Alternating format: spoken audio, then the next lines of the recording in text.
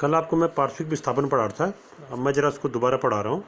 तो इसमें पार्श्विक विस्थापन में देखिए थोड़ा दोबारा कि जैसे ये एक कांच का गुटका है, इस कांच के गुटके पर ये वायु, इसके दोनों तरफ का माध्यम क्या है वायु, और यहाँ भी माध्यम क्या है वायु, यानी यहाँ पर एक माध्यम कांच का गुटका है और उसके दोनों तरफ का माध्यम क्या है एक समान है, वो क्या है वायु।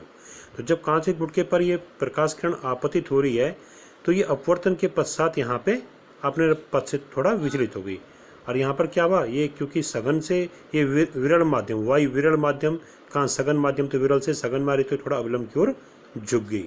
इसके बाद क्या हुआ कि ये जो किरण है कांच के अंदर, ये अपवर्तित किरण ये फिर आगे बढ़ी तो दूसरे पृष्ठ ये SR पृष्ठ पर ये पुनः क्या भी कांच से वायु में प्रवेश कर रही है, यानी अब ये कांच वाले माध्यम से वायु वाले माध्यम में आ रही है, अर्थात सघन से विरल में आ रही है। तो पुनः ये क्या होगा, अपवर्तन के पश्चात ये इस अवलंब से दूर हट जाएगी। ठीक है, अब यहाँ पर हम पहले वाले जो कांच के बाहर का माध्यम है उसको हम जैसे माने एयर या 1 माध्यम मान लेते हैं, कांच वाले माध्यम को ग्लास या 2 माध्यम मान लेते हैं। यहाँ पर आपतन कोण I है, अपवर्तन कोण R है। तो देखिए अगर यहाँ पर जब Y से कांच में प्रकाश किरण जा रही तो यहाँ पर अपवर्तन कोण R मान रखा हमने। अब जब कांच से इसमें आएगा Y में तो यहाँ पर आपतन कोण ये हो जाएगा, ये वाला ये, तो ये आपतन कोण कितना होगा इसका मान। देखिए ये अविलंब और ये अविलंब दोनों एक दूसरे के क्या हैं, समांतर हैं। इन समांतर रेखाओं को ये तिर्यक रेखा काट रही है, तो यहाँ पर ये एकांतर कोण क्या होंगे, आपस में बराबर होंगे। ये वाला एक कोण मैंने पहले से R माना है, तो ये वाला कोण भी क्या होगा R, क्योंकि दोनों एकांतर कोण हैं, बराबर होंगे आपस में। ठीक है, और ये रह गया जब कांच से प्रकाश किरण ये कांच से वायु में आ रही है तो ये आपतित किरण मान जाएगी या अपवर्तित किरण मान जाएगी। तो यहाँ पर इस टाइम कांच से वायु माने पे अपवर्तन कोण हमने क्या मान रखा है, E मान रखा है। तो होता क्या है इसमें, हम पहले यहाँ पर एक प्रूफ करेंगे इसको, एक चीज़ हमने सिद्ध करेंगे इसमें कि I बराबर E सिद्ध करेंगे, और दूसरा ये सिद्ध करेंगे उससे अगर I बराबर E हो जाएगा तो उसका मतलब ये वाली आपतित किरण जो ये वायु में जो आपतित किरण थी और जो वायु में बाहर अपवर्तित किरण है यानी निर्गत किरण कहते हैं इसको, ये दोनों ये आपतित किरण वायु में आपतित किरण और वायु में निर्गत किरण, ये दोनों एक दूसरे की क्या होती है हमेशा समांतर होती हैं, ये काटती नहीं है एक दूसरे को। तो देखिए यहाँ पर जब प्रकाश किरण वायु से कांच में आ रही है तो उस समय यानी एयर से ग्लास में आ रही है, तो उसमें हम स्नेल का नियम लगा रहे हैं। स्नेल का नियम क्या, साइन I बटे साइन R, यानी आपतन कोण की ज्या और बटे अपवर्तन कोण की ज्या बराबर क्या होता है अपवर्तनांक। अब वो अपवर्तनांक क्या होगा 1n2 मतलब या ANG। तो यहाँ पर लिखा है मैंने ANG बराबर साइन I बटे साइन R। कब, जब प्रकाश वायु से कांच में आ रहा है और कहाँ पर पड़ रहा है, सतह PQ पर। तो सतह PQ पर स्नेल के सूत्र से ANG बराबर क्या होगा sine I upon sine R। और जब यहाँ पर ये प्रकाश किरण कांच से वायु में आ रही है, यानी कहाँ पर हो रहा है कांच से वायु में, कहाँ पर किस सतह से आ रही है, पृथककारी पृष्ठ के यहाँ पे SR। तो पृथककारी पृष्ठ SR पर पुनः हम क्या लगाएंगे, स्नेल का सूत्र लगाएंगे। तो यहाँ पर प्रकाश आ रहा है कांच से वायु में यानी ग्लास से एयर में, तो यहाँ पर अपवर्तनांक क्या लिखा जाएगा GNA, ग्लास से एयर में आ रहा है। पहले वाले में कहाँ से आ रहा था, A से G में आ रहा था, अब G से A में आ रहा है।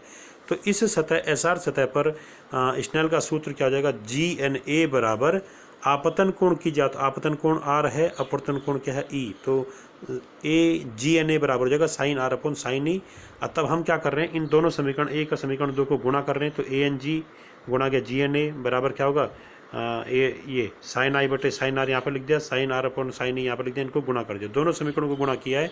तो ANG इंटू GNA ये दोनों गुणा होकर 1 हो जाएंगे, क्योंकि मैंने आपको पिछली बार भी पढ़ाया था कल ही कि जैसे इन दोनों का गुणनफल क्या है उत्क्रमणिकता के सिद्धांत से। पहले इसका मतलब प्रकाश वायु से कांच में जा रहा है और यहाँ पर क्या रहा है उल्टा हो रहा है, कांच से वायु में जा रहा है। तो जब ऐसा हो तो इन अपवर्तनांकों का गुणनफल क्या होता है 1, जैसे 1n2 into 2n1 equal to 1 पढ़ा था आपने, तो 1n2 ये पे क्या आ गया ANG into GNA equal to 1। यहाँ पर हिंट ये है जैसे जो यहाँ पर शुरुआत में होगा वही वहाँ लास्ट में क्या होगा n वाले पे लास्ट में होगा, यहाँ जो पहले वाले के लास्ट में है वो दूसरे वाले के शुरू में है। ठीक है जी।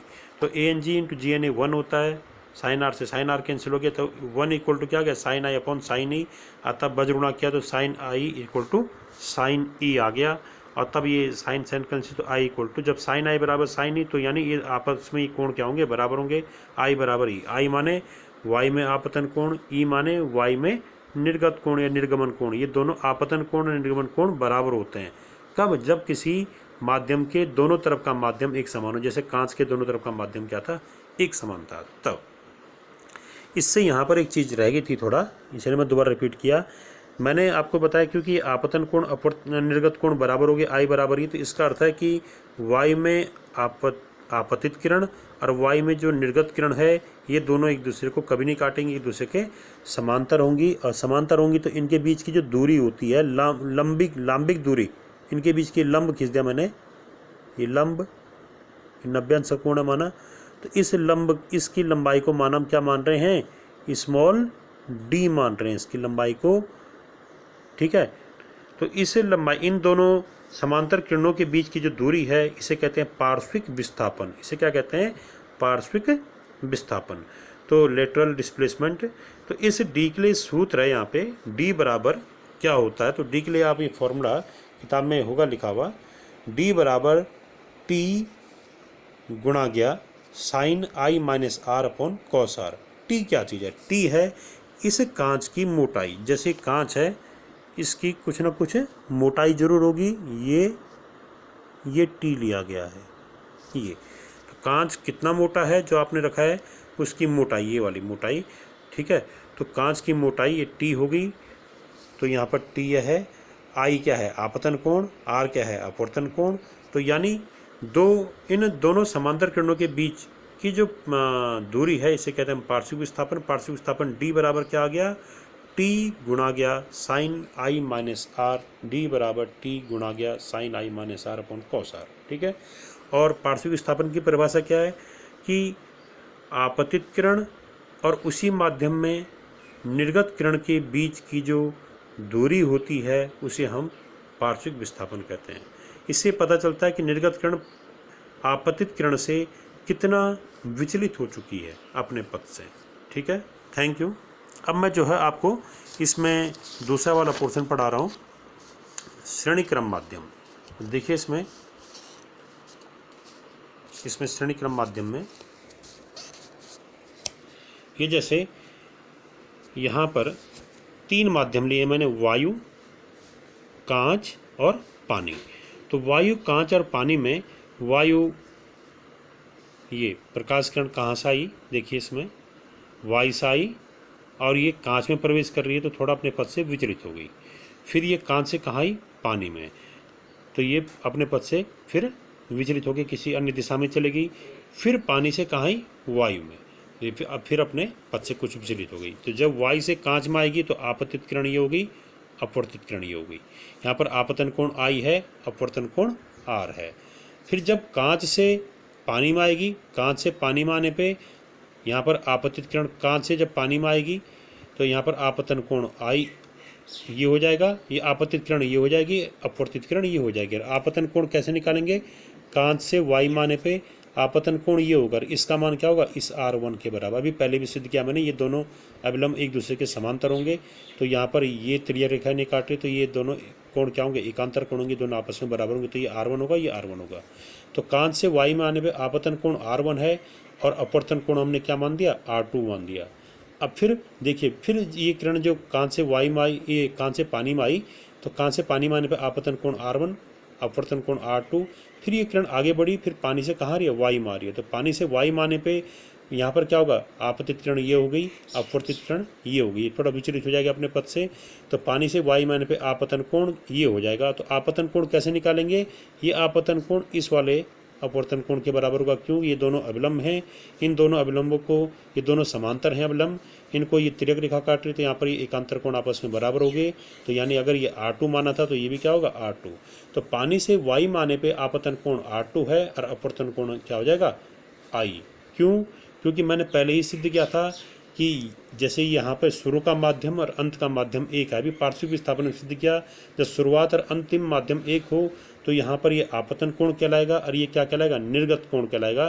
तो आपतन कोण और निर्गत कोण क्या होते हैं? बराबर होते हैं।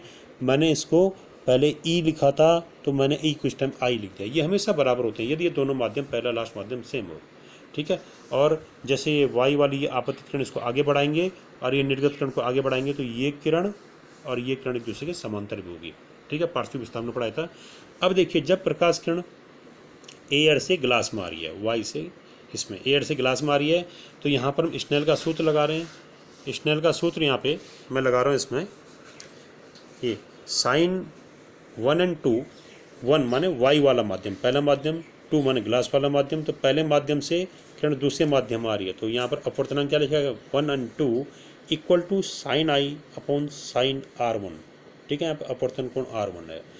फिर इसको हमने इक्वेशन नंबर 1 डाल दिया। फिर अब कांच से जब पानी में प्रकाश किरण आ रही है, कांच माने दूसरा माध्यम, पानी माने तीसरा माध्यम, तो पुनः यहाँ पे स्नेल का सूत्र लगा रहा हूँ, ठीक है। कांच जल पृष्ठ पे, जब कांच और जल पृष्ठ, ये वाला पृष्ठ, इस पृष्ठ पे मैं स्नेल का सूत्र लगा रहा हूँ, तो यहाँ पर क्या हो जाएगा, अपवर्तनांक क्या लिया जाएगा, दूसरे माध्यम से तीसरे माध्यम आ रही किरण, तो 2n3 लिया जाएगा। 2n3 बराबर क्या हो जाएगा, sign R1 upon sine R2, यहाँ पर आपतन कोण R1, अपवर्तन कोण R2, तो 2n3 बराबर sign R upon sign R2।